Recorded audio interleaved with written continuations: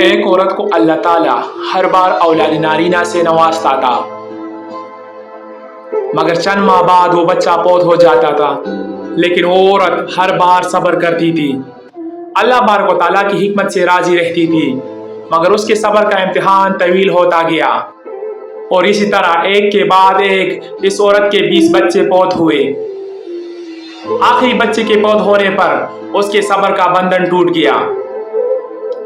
وہ آدھی رات کو زندہ لاش کی طرح اٹھی اور اپنے خالق حقیقی کے سامنے سر سجدہ میں رکھ کر خوب روئی اور اپنا غم بیان کرتے ہوئے کہا: اے کون و مکا کے مالک، تیرے اس گناہگار بندی سے کیا تقصیر ہوئی ہے کہ سال میں 9 مہینے خون جگر دے کر اس بچے کی تکلیف اٹھاتی ہوں، اور جب امید کا درخت پل لاتا ہے تو صرف چند ماہ اس کی بہار دیکھنا نصیب ہوتا ہے۔ آئے دن میرا دل غم کے ہول کا شکار رہتا ہے کہ میرا بچہ پروان چڑھ جائے گا کہ نہیں۔ اے دکھی دلوں کے بیت جاننے والے، مجھے بے نوا پر اپنا لطف و کرم فرما دیجئے۔ روتے روتے اسے اونگ آ گئی۔ خواب میں ایک شگفتہ پربہار باغ دیکھا جس میں وہ سیر کر رہی تھی کہ سونے چاندی کی اینٹوں سے بنا ایک محل نظر آیا جس کے اوپر اس عورت کا نام لکھا ہوا تھا۔ باغات اور تجلیات دیکھ کر وہ عورت خوشی سے بے ہوش ہو گئی۔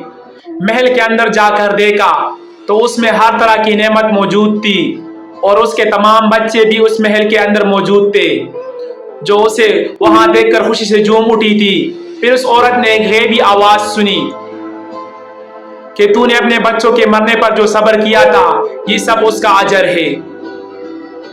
خوشی کی اس لہر سے اس کی آنکھ کھل گئی۔ جب وہ خواب سے بیدار ہوئی تو اس کا سارا ملال جاتا رہا۔